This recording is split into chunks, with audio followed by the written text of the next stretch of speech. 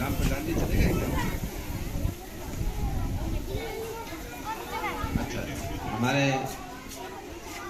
इस ग्राम पंचायत की ग्राम प्रधान जी, हमारे विभाग के दो बहुत ही वरिष्ठ एसआर जी, हमारे विभाग की डीआरपी मैडम और इस विद्यालय की अध्यापिका मैडम, सभी स्टाफ उपस्थित, हमारे अभिभावकगण और प्यारे बच्चों, मैं हालांकि आपके कार्यक्रम में देर से पहुंचा, लेकिन जितनी देर में आया मैंने देखा तो बड़ा अच्छा लगा मुझे कि हमारे इस विद्यालय के प्रधानाध्यापिका और स्टाफ के द्वारा एक अच्छे कार्यक्रम का आयोजन किया गया है और अभिभावकों की उपस्थिति भी इसके अंदर है। कुछ कम है लेकिन है, काफी लोग दूर तक बैठे हुए, इस साइड में बैठे हुए। तो ये बहुत अच्छी चीज है कि अगर हम लोग जो शोर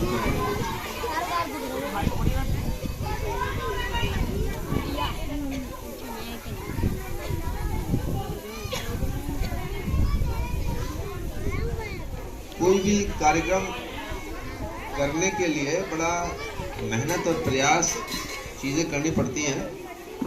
तो विद्यालय के द्वारा जो ये सब कोशिशें की जा रही हैं, प्रयास किए जा रहे हैं, उसका उद्देश्य है कि हम अपने विभाग द्वारा चलाई जा रही योजनाएं, शिक्षा की व्यवस्था के संबंध में अपने गांव के अन्य लोगों को और अभिभावकों को भी जागरूक कर सकें। जैसा कि ये कार्यक्रम जो है शारदा संगोष्ठी भी है और वार्षिकोत्सव भी है।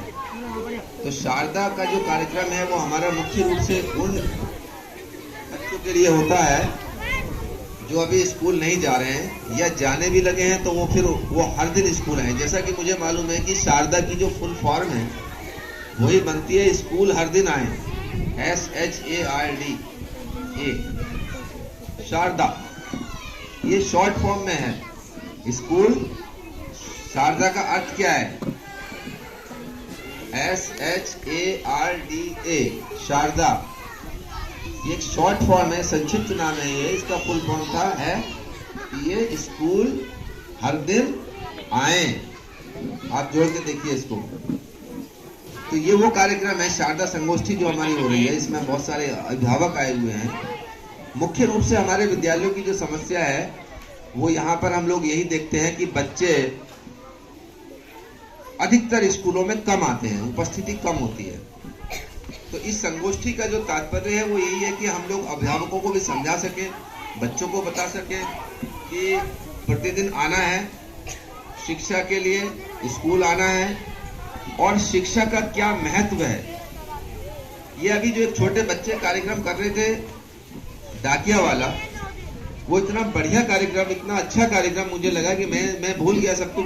मेरा ध्यान टोटल उसी पे था और अपने आप में वो, चूंकि शायद मेरे सामने अभी किसी स्कूल में वो प्रस्तुतिकरण भी नहीं हुआ। कई कार्यक्रम ऐसे होते हैं जो कई जगह हो जाते हैं, वो बार बार देखे जाते हैं, लेकिन ये वाला जो एपिसोड था ये मैंने शायद पहली बार आज यहाँ पे देखा कि वो बच्चों वाला, ये सुना नहीं था मैंने। तो मुझे और ज्यादा अच्छा लगा और मुझे ऐसा लगता है कि आप लोगों को भी अच्छा लगा होगा। और शिक्षा के महत्व को उसने बहुत अच्छे तरीके से अपनी छोटी सी नाटिका में बताया। तो कहीं ना कहीं हम लोग समझ रहे हैं कि पढ़ा लिखा व्यक्ति एक अनपढ़ व्यक्ति के मुकाबले कई गुना ज्यादा बेहतर काम कर सकता है। आपने उस नाटिका में भी देखा कि वो एक खत पढ़वाने के लिए कैसे कैसे परेशान घूमता रहा और उसका अर्थ कुछ का कुछ निकालते रहे वो लोग। थोड़ा थोड़ा बड़ी मुश्किल से खुशामदें कर रहा है एक पेपर पढ़ने की। तो कई बार हम लोग, एक चीज यहाँ पे मैं कहना चाहूंगा कि शिक्षा का अर्थ, शिक्षा का उद्देश्य हम लोगों को 100% साक्षर बनाने का उद्देश्य है। तो 100% को हम ये नहीं कह सकते कि सरकारी नौकरी भी मिलेगी। हम लोगों को ये भी सोचना है कि शिक्षा का उद्देश्य सिर्फ नौकरी हासिल करना नहीं है, सिर्फ ये नहीं है कि हम बस पढ़ेंगे और नौकरी करेंगे, नौकरी मिलेगी। सभी लोग पढ़े लिखे हों और सभी लोग पढ़े लिखे होंगे, इसका मतलब सभी लोग नौकरी नहीं करेंगे। लेकिन ये एक सच्चाई है कि शिक्षित व्यक्ति जब कोई काम करता है, चाहे वो बिजनेस करे, चाहे वो किसानी करे, खेती करे या कोई भी और काम करे, तो वो काम उस अनपढ़ व्यक्ति के मुकाबले में बेहतर करेगा या नहीं करेगा? क्या लगता है आपको? अगर उसको पढ़ना लिखना नहीं आता है और वो किसानी का काम कर रहा है, उसको ये नहीं कर पाएगा कि कितने मजदूर मैंने कब लगाए, किसको पैसा दे दिया, किसको नहीं दिया, वो सब उसे याद रखना पड़ता है। अनपढ़ अगर आदमी है तो, अगर वो पढ़ा लिखा आदमी है तो तुरंत अपना लिखता चला जाता है डायरी में कि ये मैंने इस तारीख को इतने लोग ये काम किया, इनको पैसा दे दिया, इसको दे दिया, इसका देना है, यहाँ से ये खाद आना है, यहाँ से वो जाना है, उसका, यानी वो सारी चीजें लिखेगा, उसका कोई भी काम खराब नहीं होगा। इसी तरह से अगर कोई बिजनेस करता है तो वो बिजनेस में भी अपनी हर चीज को अपना नोट करके रखेगा, लिख के रखेगा, आने वाली चीजों को पढ़ लेगा, किसी के पीछे नहीं भागना पड़ेगा।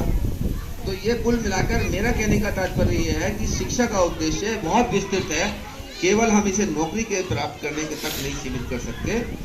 और अगर हम बढ़िया अच्छा करेंगे, आगे पढ़ेंगे तो नौकरी भी मिलती है। नौकरियां भी हम लोग सब पढ़ लिख कर ही आते हैं, सभी लोग जितने भी हैं, चाहे हम यहाँ टीचर हो या कोई और किसी भी जॉब में हो, तो वो पढ़ लिखना उसकी पहली शर्त होती है। तो कुल मिलाकर हम लोगों को ये देखना होगा, इस गांव में जहाँ लोग बैठे हैं, काफी लोग बैठे हैं, दो चीजों पे मेरा ध्यान उसमें आप लोगों से मेरा अनुरोध रहेगा, जो अभिभावक आए हुए हैं, कि एक तो अपने बच्चों को वो स्कूल भेजें, समय से भेजें, और इसके अलावा जो मुख्य बात यह है कि हमारे टीचर के संपर्क में बच्चा 6 घंटे करीब रहता है, बाकी 18 घंटे मान लीजिए, 6 यहाँ तो 18 वहाँ घर पे रहता है। अगर आप पढ़े लिखे हैं तो आप देख सकते हैं कि वो बच्चे ने हमारे स्कूल में क्या काम किया है, क्या उसको होमवर्क दिया गया है। अगर पढ़े लिखे नहीं है तो आप ये नहीं पढ़ पाएंगे कि कॉपी में क्या लिखा है। तो आप पूछ तो सकते हैं, आप बैठा सकते हैं, बता सकते हैं, बेटा आओ बताओ क्या पढ़ा तुमने। अगर पढ़े लिखे हैं तो पूरा देखिए, घर पे बच्चे को जरूर देखिए। मैं आपसे गार्जियन से, अभिभावकों से दो बातें खास करके कह रहा हूँ कि एक तो आपको अपने बच्चों को समय से स्कूल भेजना, प्रतिदिन ये करिए। दूसरा, जब वो स्कूल से वापस जाता है तो उससे कई बार ये बात आप बैठा के आधा घंटा, 1 घंटा, 15 मिनट, जितना भी आपके पास समय हो, बैठाइए, पूछिए कि बताइए बेटा आज आपने स्कूल में क्या कार्य किया है, या आपको क्या काम दिया गया है, क्या तुमने याद किया है। अगर इतना आप करते हैं तो बच्चे के अंदर भी अपने आप एक प्रेशर आता है, वो समझता है कि मेरे माता पिता मुझसे पूछेंगे कि मैंने क्या काम किया है, मुझे करना है। तो ये दो चीजें अगर आप करते हैं तो आपके बच्चे की जो शिक्षा का स्तर है वो और जल्दी और बेहतर हो। हमारे शिक्षक बहुत अच्छा प्रयास कर रहे हैं, इसमें कोई दो राय नहीं है, लेकिन मैंने ये बात कही कि शिक्षकों के साथ साथ हमारे अभिभावकों की भी भूमिका है, उनका भी महत्व है। अगर वो लोग अपने बच्चों पे और ध्यान देते हैं तो जो प्रगति उनकी इस समय है उससे भी ज्यादा, उससे भी तेज प्रगति बच्चे शिक्षा के क्षेत्र में कर पाएंगे। ये मेरा यकीन है, मुझे उम्मीद है पूरा कि ऐसा होगा।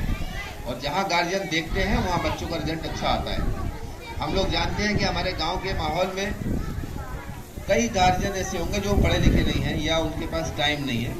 अगर आप शहरों में जाके देखें तो गांव बच्चे जो हैं, बच्चों को स्कूल छोड़ने जाते हैं, स्कूल लेने जाते हैं, बीच में टिफिन लेके भी जाते हैं बहुत सारे गार्जियन। कितने बजे छुट्टी करते हैं वो बच्चे के लिए, पूरा दिन में से कई घंटे उनके लिए काम करते हैं।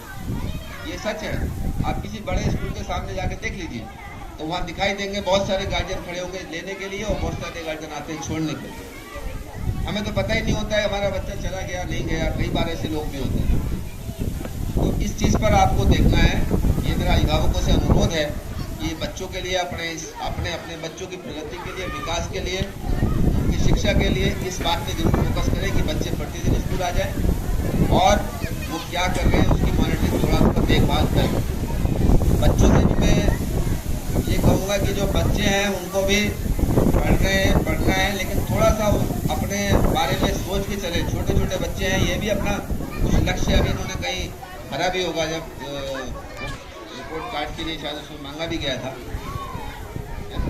तो उसमें मांगा गया था क्या करना है। तो बच्चों को भी कुछ सोच के रखना चाहिए। छोटे बच्चे मेरी बात सुन रहे हैं, सुन पा रहे हैं? कौन कौन मेरी बात सुन रहे हैं, हाथ खड़ा करो। Good, very good. तो ये बताओ इसमें से कौन सा बच्चा मुझे ये बता सकता है कि उसने कुछ बनना है या क्या बनना है? कोई बच्चा बताएगा?